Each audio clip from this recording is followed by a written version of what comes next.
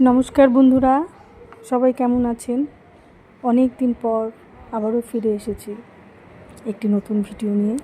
পাবদা মাছের ঝোল। প্রথমে পাবদা মাছটাকে ভালো করে ধুয়ে নুন হলুদ মাখিয়ে নেব। মাখানো হয়ে গেছে। এবারে দুটো বেগুন, একটি আলু এইভাবে লম্বা করে কেটে নেব। কেটে জলে ভিজিয়ে রাখবো। হয়ে গেছে, ভালো করে ধুয়ে তুলে নেব। এরপর কটা কাঁচা লঙ্কা চিড়ে নেব, ধনেপাতা কুচি করে কেটে নেব। এবারে কড়াই চাপিয়ে দেব, খানিকটা তেল, সর্ষের তেল দিয়ে মাছগুলোকে হালকা করে ভেজে তুলে নেব।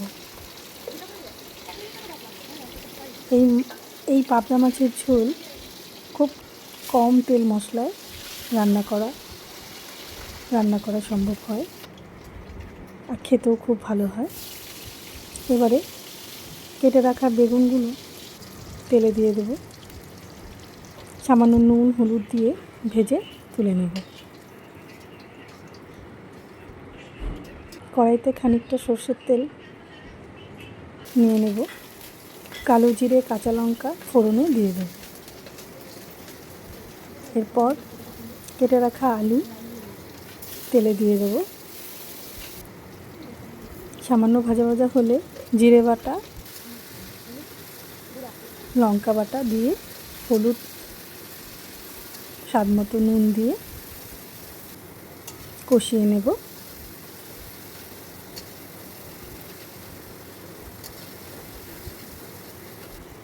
এইভাবে সামান্য জলের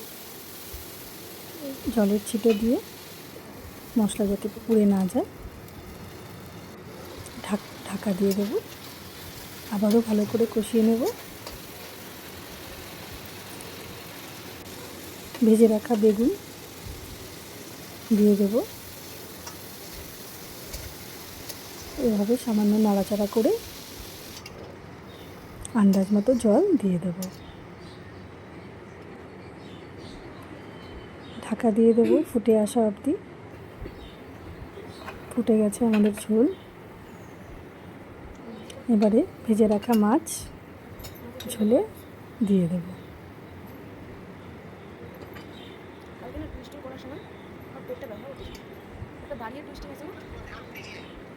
ব্যাস হয়ে গেছে।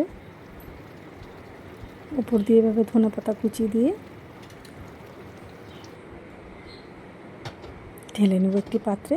দেখুন বন্ধুরা, কি সুন্দর হয়েছে। গরম ভাতে এরকম মাছের ঝোল দিয়ে খেতে খুব ভালো লাগে। আপনারাও করে দেখবেন, ভালো লাগবে। ধন্যবাদ।